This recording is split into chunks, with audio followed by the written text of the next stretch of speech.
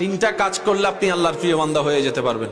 সূর্য, সাগর, মাটি, এই তিনটার মতো হন। সূর্য যেরকম আলো দেওয়ার সময় আপন পর দেখে না, আপনার মনকেও সেভাবে আপনি উন্মুক্ত করে দেন। দয়াকে, মায়াকে, ভালোবাসাকে উন্মুক্ত করে সবাইকে দেন, সবাইকে দেন, সবাইকে দেন।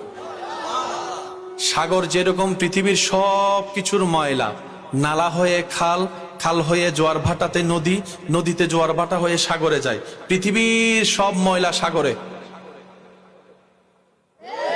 সাগর পৃথিবীর ময়লাকে আপন করে নিয়ে পৃথিবীকে পরিষ্কার রেখেছে। আপনিও ঠিক তেমনি ভাবে সবার কষ্ট দুঃখ অন্তর নিয়ে সবাইকে হাসিতে রাখেন। তৃতীয় নম্বর, মাটি।